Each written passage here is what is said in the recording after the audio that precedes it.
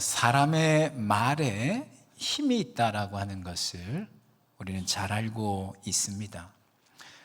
어릴 때 들었던 선생님의 말씀 한마디가 인생의 진로를 바꾸어 놓는다든지, 아침에 그냥 스쳐 지나가면서 들었던 칭찬 한마디인데 그 칭찬 한마디가 하루 종일 기분을 좋게 한다든지, 그런 것처럼 사람의 말에는 힘이 있다는 것이죠.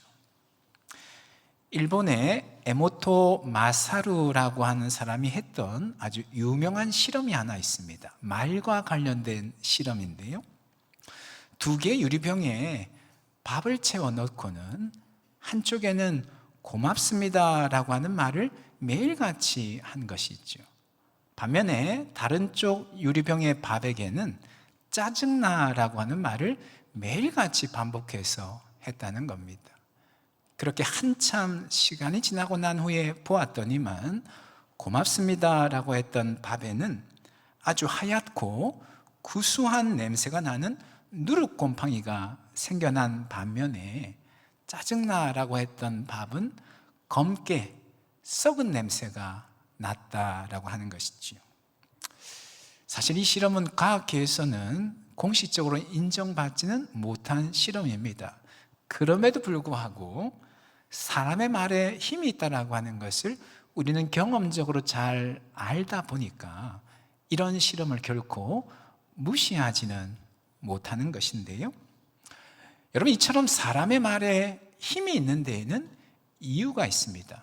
그것은 인간은 하나님의 형상을 따라 창조되었기 때문에 그렇습니다. 하나님은 말씀 한마디로 세상을 창조하셨죠.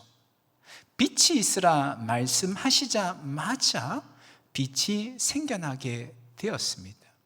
말씀이 곧 사건이 되는, 말씀하시니까 그 말씀대로 사건이 이루어지는 완전한 능력이 하나님 말씀 안에 들어있다라고 하는 것이죠. 그래서 그 하나님의 형상을 따라 창조함 받은 인간의 말에도 힘이 있는 것이지요. 물론 우리는 피조물이고 하나님은 창조주이시기 때문에 하나님 말씀과 인간의 말에는 절대적인 차이가 있을 수밖에 없습니다. 하지만 그럼에도 사람의 말에 힘이 있다라고 하는 것은 분명한 사실인 것이지요. 따라서 우리는 늘 말조심을 해야 됩니다.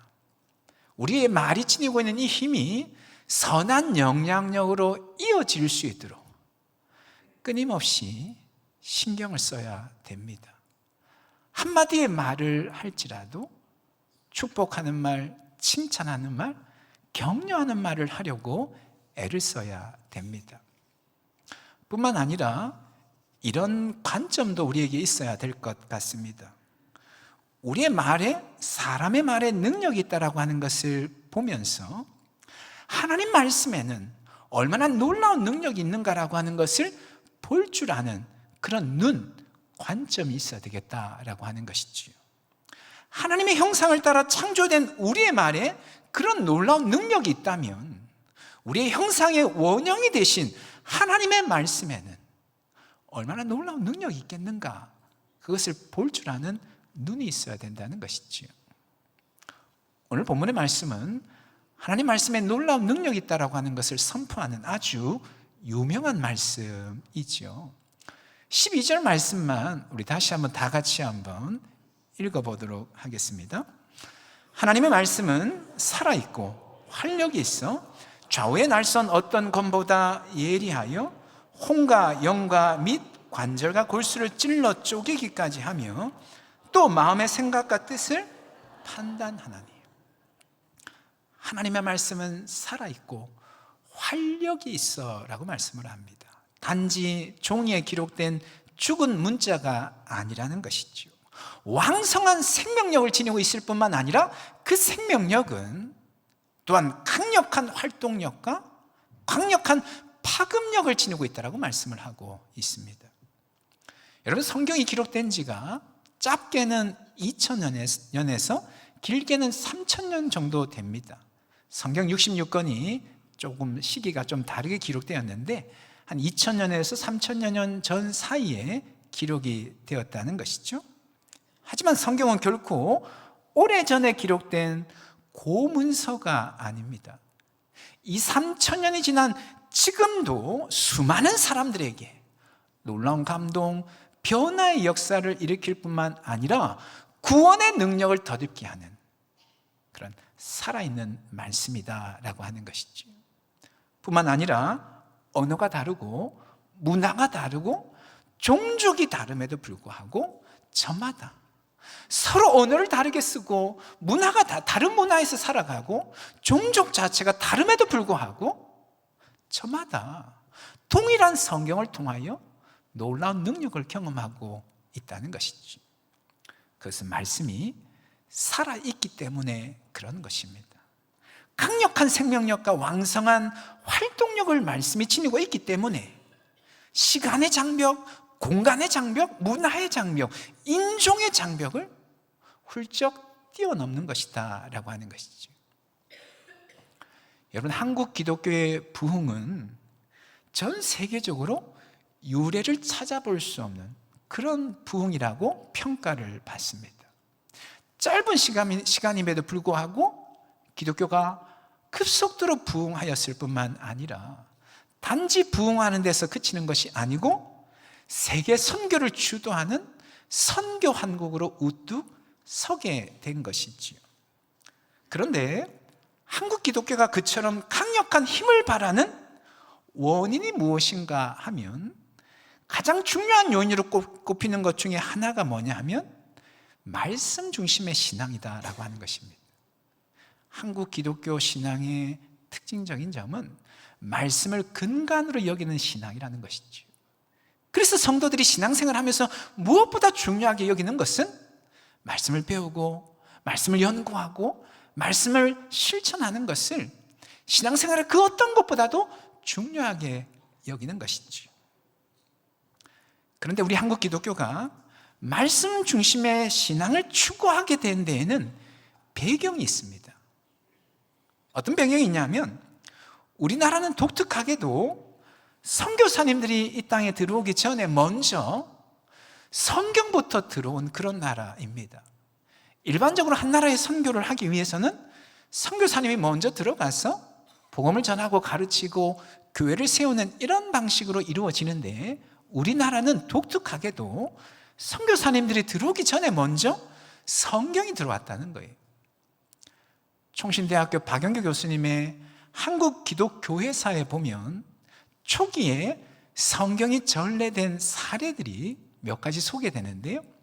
그 중에 한 가지만 제가 좀 소개를 해드리면 당시는 1800년도 후반 되는 세국정책의 시대였습니다. 그래서 성경을 지참하거나 성경을 가지고 국내로 들어오는 것은 있을 수 없는 일이었습니다. 그래서 당시에 백홍준이라고 하는 사람이 있었는데 이 사람이 누구냐 하면 존 로스 선교사가 만주에서 성경을 한국어로 조선어로 번역하는 작업을 하였습니다. 이 백홍준과 몇 명의 한국 사람이 존 로스 선교사를 도와서는 성경 번역 작업을 하였는데 그가 성경을 국내로 반입하는 묘책을 하나 생각을 해낸 것이죠. 선교사님과 함께 번역한 이 성경을 가지고 한국에 들어와야 되겠는데 쇄국 정책 때문에 들어오지 못하다 보니까 고민하다가 기도하면서 한 가지 묘책을 생각해 냈습니다. 그것은 뭐냐 하면 성경을 한 장씩 한 장씩 뜯어서는 종이 새끼끈을 꼬는 거예요. 성경책 한 장 한 장으로 새끼끈을 꼬는 겁니다. 지금의 성경과는 그때는 좀 달랐겠죠. 옛날 책이었겠죠. 그렇게 하고 나서는 시장에 가서 헌책들을 사와가지고는 이 종이 새끼끈으로 그 헌책들을 묶는 겁니다. 그렇게 해서 한국에 들어왔는데 무사하게 통과를 한 거죠. 그리고는 헌책은 버리고 이 성경으로 꼬았던 새끼끈을 다시 풀어가지고는 성경을 만들어서 자신의 고향 의주 땅에 가서 복음을 전하는 활동을 했습니다. 백홍이 결국 감옥에 갇혀서 옥살이 하다가 감옥에서 죽게 되었는데 아무튼 한국 기독교의 부흥의 역사의 핵심에 이처럼 말씀 중심의 신앙, 말씀이 근간이 되어지는 그런 신앙이 있었다는 것이죠. 여러분, 말씀에는 놀라운 생명력과 왕성한 활동력이 있습니다. 그렇게 아무리 어둠의 권세가 지배하는 그런 땅이라고 할지라도 말씀만 들어간다면, 하나님 말씀만 들어가기만 한다면 생명의 역사가 일어나게 되는 것이지요. 다만 중요한 것은 말씀을 읽고 듣고 묵상해야 되겠다라고 하는 것이죠. 아무리 말씀이 살아있고 살아있는 생명력을 지니고 있다고 할지라도 말씀을 접하지 않는다면 그 생명력을 누릴 수 없을 것입니다. 여러분, 아무리 좋은 영양제가 있다고 해서 그것을 먹지 않으면 효과가 없지 않겠습니까? 매일같이 정기적으로 영양제를 챙겨 먹어야지만 효과를 볼 수 있습니다. 하나님 말씀도 마찬가지인 것이죠. 하나님 말씀이 놀라운 생명력을 지니고 있는데 중요한 것은 그 말씀을 먹어야 된다는 것이죠. 날마다 말씀을 읽고 듣고 묵상함으로 내 삶의 일부가 되도록 해야 된다는 것이죠. 그럴 때 말씀의 생명력을 누릴 수 있다라고 하는 것입니다. 조금 전 한국 기독교 선교에 있어서 성경의 유입이, 전례가 아주 중요한 역할을 하게 되었다, 그런 말씀을 드렸는데요, 여러분, 단지 성경이 유입된 것만이 다가 아니었습니다. 한국 기독교 초기 성도들은 누구보다도, 어느 시대 성도들보다도 말씀을 사모했던 그런 사람들이었습니다. 대표적인 예가 말씀 사경의 문화인 것이죠. 말씀 사경회. 외국 기독교에서는 대부분 부흥 집회, 전도 집회들을 많이 가졌었는데 우리나라 기독교는 초기에 말씀 사경회들을 참 많이 했습니다. 곳곳마다 정기적으로 말씀을 배우고 연구하는 그런 자리. 뿐만 아니라 당시 성도들 중에 성경을 필사하는 성도들도 많았다는 거예요. 우리 교회도 보면 성경 필사하시는 분들 많습니다. 성경 필사해서 교회 가지고 오시면 저희가 예쁘게 제본을 해드리는데 보니까 생각보다 많은 분들이 필사를 하고 계시더라고요. 근데 우리나라 초기, 기독교 초기에 성도들이, 참 많은 성도들이 성경 필사를 했다는 거예요. 왜냐하면 지금처럼 성경을 구하기가 쉽지 않은 그런 시대이다 보니까 성경 한 권 가지고 있는 것만으로도 놀라운 복으로 알았기에 많은 성도들이 성경을 직접 필사해서 그 성경을 가지고 있었다는 거지. 또한 성경을 암송하는 성도들도 많았다고 합니다. 당시에는 글을 모르는 사람들이 많았지 않았겠습니까?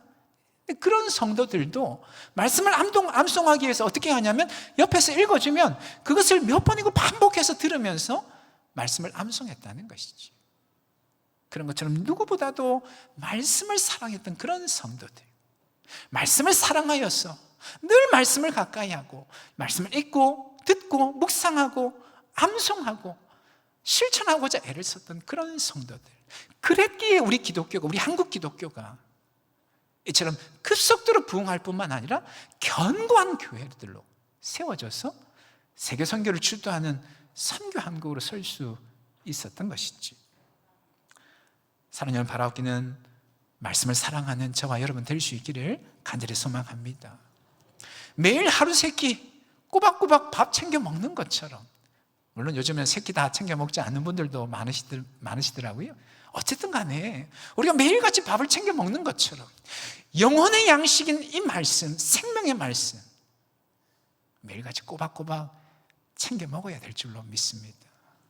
아무리 좋은 영양제라도 정기적으로 챙겨 먹어야지만 내 몸이 더욱더 건강해지고 컨디션이 좋아지는 것처럼 우리의 영혼의 양식되고 우리의 삶의 활력의 원천이 되는 그 하나님의 말씀을 늘 가까이 하고 읽고 듣고 묵상하고 암송할 때에 우리의 삶에 놀라운 생명력이 주어지게 될 줄로 믿습니다. 그런 은혜를 누려가시는 저와 여러분 다 될 수 있기를 예수님의 이름으로 축원합니다. 그런데 여러분, 말씀이 우리를 살리고 변화시키고 성장시키기 위해서는 반드시 선행되어야 되는 과정이 필요합니다. 선행되어야 되는 과정, 그것은 바로 우리 안에 있는 죄와 허물과 상처를 가려내고 도려내는 그런 작업이 선행되어야 됩니다. 말씀의 생명력을 덧입기 위해서는, 누리기 위해서는 먼저 우리 안에 잘못된 것이 무엇인지 가려내고 도려내는 그런 과정이 선행되어야 된다는 것이죠. 여러분, 우리 몸에 질병이 생기면 어떻게 합니까? 병원에 가서 검사를 하죠. 여러 가지 검사를 해서 병의 원인을 찾아냅니다. 그리고 그 병이 무엇인지 진단을 하죠. 그리고 나서 치료가 이루어지지 않습니까? 말씀도 마찬가지인 겁니다. 말씀이 우리를 살리고 변화시키고 성장시키는데 그 생명력을 덧입기 위해서는 먼저 우리 안에 잘못된 것을 가려내고 도려내는 그런 과정이 선행되어야 된다는 것이죠. 그래서 12절 말씀에 계속해서 이렇게 말씀을 하고 있는 것이죠. 하나님의 말씀은 살아있고 활력이 있어서 좌우의 날선 어떤 검보다 예리하여 혼과 영과 및 관절과 골수를 찔러 쪼개기까지 하며 또 마음의 생각과 뜻을 판단하나니, 이렇게 말씀을 합니다. 좌우의 날선 어떤 검보다 예리하다고 말씀을 합니다. 하나님 말씀은 예리한 검이라고 말씀을 하는데, 이때 이 검은 전쟁터에 나가서 싸울 때 사용하는 공격용 무기가 아니라 의사 선생님들이 수술할 때 쓰는 칼 있지 않습니까? 메스라고 하잖아요. 그것을 가리킨다고 보는 것이 맞습니다. 그래서 그 뒤에 혼과 영과 및 관절과 골수를 찔러 쪼개기까지 한다, 이렇게 말씀을 하는 것이죠. 혼과 영은 우리의 영적인 부분, 내면적인 부분을 가리키는 것으로 보고, 관절과 골수는 우리의 육적인 삶의 모든 부분, 외적인 부분을 가리키는 것을 보면 좋을 것 같습니다. 말씀은 그처럼 우리 영적인 모든 부분과 육적인 삶의 모든 부분, 내면적인 부분과 외면적인 모든 부분들을 찔러 쪼갠다는 거예요. 꿰뚫어 본다는 것이죠. 하나도 숨김이 없이 다 찾아낸다는 것입니다. 뿐만 아니라 그 뒤에 우리의 생각과 뜻을 판단한다고 말씀을 하고 있습니다. 우리의 이성과 감정에 무엇이 잘못된 것이 있는지, 우리의 내면에 동기가 있는데, 우리가 말을 하든 생각을 하든 행동을 할 때 동기가 있지 않습니까? 그 마음 깊숙이 숨겨져 있는 동기가 무엇인지를 말씀은 판단해낸다는 거예요. 진단해낸다는 것입니다.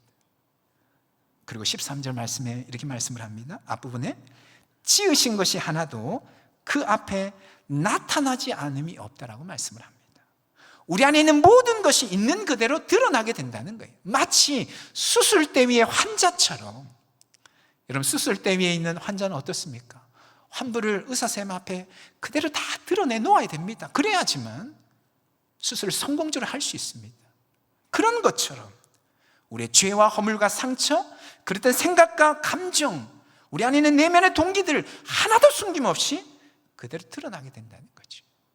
이런 과정을 거쳐야지만, 꿰뚫어보고 진단하고 숨김없이 드러나는 과정을 거쳐야지만 비로소 말씀이 치유하고 변화시키고 살려내는 말씀의 생명력을 덧입을 수 있다, 그런 말씀인 것이죠. 여러분, 흔히 말씀을 창문의 기능과 거울의 기능으로 대조해서 비유하곤 합니다. 창문의 기능은 어떤 기능일까요? 창문은 밖을 내다보는 그런 역할을 하지 않습니까? 세상을 바라보고 세상을 분별하고 세상을 진단하는 기능을 한다는 것이죠. 말씀을 통하여서 세상에 무엇이 잘못되었는지, 세상이 얼마나 죄악으로 간영한지, 도대체 이 세상이 어디로 나아가는지 우리가 어떻게 알 수 있는가? 말씀이 기준되어져서 말씀을 통하여서 그것을 보고 분별하고 진단할 수 있다는 것이죠. 반면에 거울의 기능은 나를 비추어 보는 그런 기능을 말합니다. 말씀으로 나를 비추어 봐서 내 안에 무엇이 잘못되었는지를 알고, 하나님이 기뻐하지 않으시는 모습이 내 안에 없는지 찾아내고, 도대체 나는 어떤 사람인지 무엇으로 분별하는가? 말씀에 나를 비추어 보아서 말씀을 통하여서 나를 진단하고 분별하고 알게 된다는 것이죠. 오늘 본문의 말씀은 거울로서의 말씀의 기능을 우리에게 이야기해주고 있는 것이죠. 우리 영적이고 육적인 모든 면들을 꿰뚫어 볼 뿐만 아니라 옳고 그름을 판단하고 그것을 그대로 있는 그대로 숨김없이 드러내는 그런 말씀의 기능. 여러분, 대부분의 심리학자들은 직면의 중요성에 대해서 강조합니다. 직면의 중요성. 내면의 상처가 치유되기 위해서는 먼저 그 상처를 직면해야 된다는 거예요. 골마 터진 상처가 있는데 그것이 치유되기 위해서는 반드시 그 상처를 인정하고 마주보고 아는 과정을 거쳐야 된다는 거예요. 근데 대부분 사람들은 상처를 회피하려는 성향이 강합니다. 자신 안에 있는 그 상처를 직면하는 것을 힘들어합니다. 그러다 보니까 상처가 치유되지 않는 경우들이 많은 것이죠. 상처가 치유되기 위해서는 반드시 직면의 과정을 먼저 거쳐야 된다는 것인데, 영적인 영역 또한 마찬가지인 것이죠. 죄와 허물과 연약함을 치유하고 회복하기 위해서는 먼저 그것을 직면해야 된다는 것이죠. 우리의 죄를 인정하고 우리의 허물을 고백하고 우리의 연약함을 그대로 드러낼 줄 아는, 그 앞에 마주 서서 그 자체를 인정하고 받아들일 줄 알아야 된다는 것이죠. 하지만 죄인의 근본적인 속성은 상처를 인정하지 않으려고 하는 사람의 일반적인 속성처럼 죄와 허물과 연약함을 인정하려고 하지 않죠. 오히려 자신은 죄가 없는 자라고 생각을 합니다. 그러다 보니까 좀처럼 죄의 영향력으로부터 잘 벗어나지를 못하는 것인데, 그렇기 때문에 우리는 늘 말씀 앞에 서야 되는 것입니다. 말씀 앞에 서서 말씀으로 나를 비추어 보고 나의 죄와 허물과 연약함은 무엇인지, 힘들지만 괴롭지만 말씀 의지하여 그 똑똑히 바라보고 인정하고 드러낼 줄 알아야 된다는 것이죠. 그럴 때에 생명의 말씀이 우리 안에 있는 죄를 해결하고 허물을 해결하고 연약함을 해결하는 것이죠. 바라게 늘 말씀 앞에 서시는 저와 여러분 될 수 있기를 예수님의 이름으로 축원합니다. 특별히 우리의 심령 골수를 찔러 쪼개기까지 하는 그 예리한 말씀, 우리의 깊은 내면의 감정과 생각, 동기, 사람들에게 좀처럼 들키고 싶지 않은 그런 동기, 생각들, 말씀은 다 판단하고 진단하고 드러내는데 두려워하지 마시고 말씀 앞에 서셔서 그것을 다 드러내심으로 진정 살리는 말씀의 생명력을 날마다 덧입고 살아가시는 저와 여러분 다 될 수 있기를 예수님의 이름으로 축원합니다. 아멘. 우리 신랑 함께 찬송하시고 기도하실 텐데요, 우리 아까 찬양, 말세수 찬양팀도 찬양을 했고 우리 시온 찬양대도 찬양을 했는데, 저도 이 찬양을 준비를 해서 말씀 앞에서 우리 함께 다시 한번 다 같이 찬양으로 고백하도록 하겠습니다.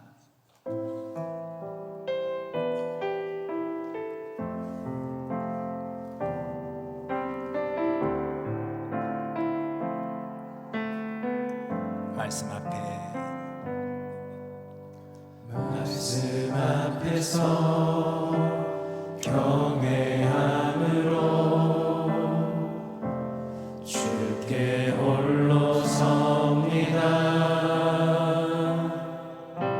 생명의 말씀 읽고 순종해 주를 예배합니다.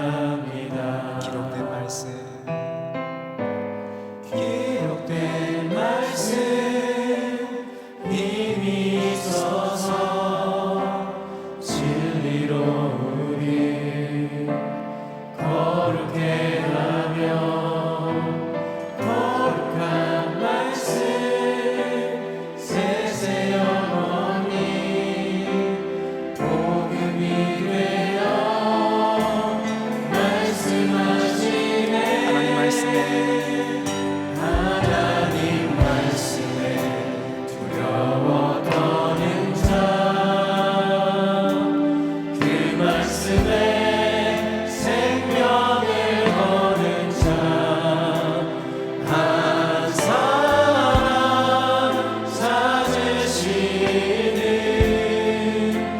주님의 약속을 믿어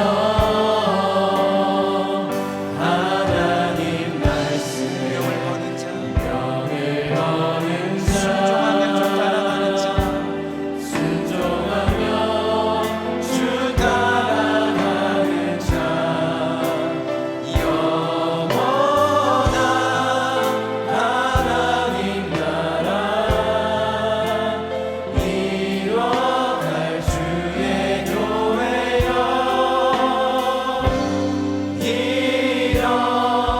다시 한번 마음을 다하여 고백하겠습니다. 말씀 앞에서 말씀 앞에서 경외함으로 주께 홀로 섭니다. 주께 홀로 섭니다. 생명의 말씀 읽고 순종해 생명의 말씀 읽고 순종해 주를 예배합니다. 기록된 말씀 힘이 있어서 말씀 힘이 있어서 진리로우니 거룩해 하며 거룩한 말씀 세세 영원히 모든이 되어 말씀하시네 말씀 이루어가는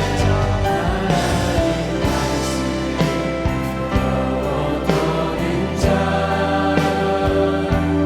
그 말씀에 생명을 거는 자 한 사람 찾으시는 주님의 약속을 믿어 하나님 말씀에 명을 거는 자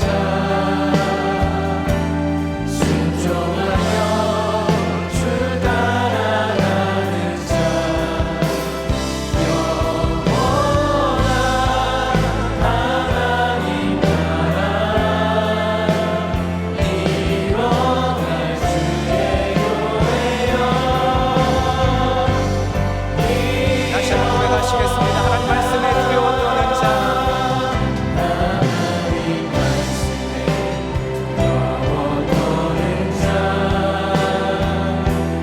그 말씀에 생명을 거는 자 한 사람 찾으시는 주님의 약속을 믿어 하나님 말씀에 온전을 거는 자 명을 거는 자 순종하며 주 따라가는 자 영원한 하나님 나라 이뤄갈 주의 교회여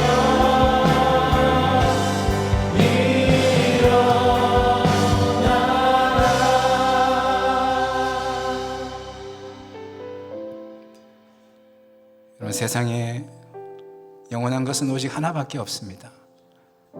우리 하나님 말씀밖에. 참 영원할 것 같아서 붙잡고 내 삶을 맡겼지만 결국은 나를 배신하고 돌아서는 그런 것들이 얼마나 많았습니까? 그런 하나님 말씀은 영원토록 변함없다고 말씀을 합니다.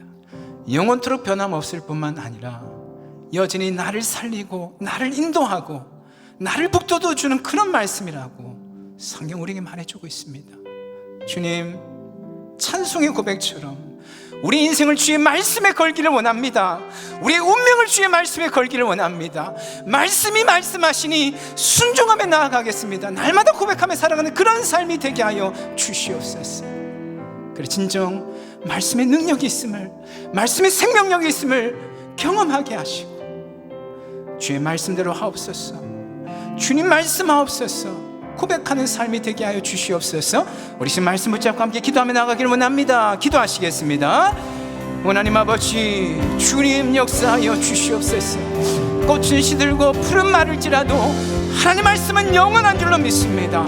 세상의 그 어떤 것도 영원할 수 없음을 주님 우리가 너무나도 잘 알기에 주님, 세상 그 어떤 것에게도 우리 인생을 내어 맡길 수 없는데 오직 하나님의 말씀, 영원하신 하나님의 말씀 우리 인생 내어 맡길 때에 그 말씀이 우리 인생을 책임져 주는 줄을 주님 믿습니다. 거룩하신 하나님, 주의 말씀 붙잡고 그 말씀 앞에 우리의 삶을 내어 맡길 수 있도록 하나님 인도하여 주시옵소서. 오늘도 주님 말씀하여 주시옵소서. 종이 듣겠습니다. 주님 말씀하여 주시옵소서. 말씀대로 따르겠습니다. 고백하는 삶이 되어 줄 수 있도록 하나님 인도하여 주시옵기를 주여 간절히 기도하오니 오 주님 역사해 주시고 하나님 인도하여 주시옵소서. 하나님 말씀은 살아있고 활력이 있어서 좌우의 날선 어떤 것보다 예리하다 주님 말씀하셨는데 그 말씀의 능력 날마다 더 딛고 나아갈 수 있도록 하나님 인도하여 주시옵소서. 말씀에 답이 있는 줄로 믿습니다. 말씀에 인생에 답이 있는 줄로 믿습니다. 말씀에 인생에 해결책이 있는 줄로 믿습니다. 주의 말씀 붙잡고 날마다 그 말씀 읽고 듣고 묵상하며 살아가는 삶 되어줄 수 있도록 하나님 인도하여 주시옵소서. 하나님 아버지, 주님 역사해 주시옵소서. 주님,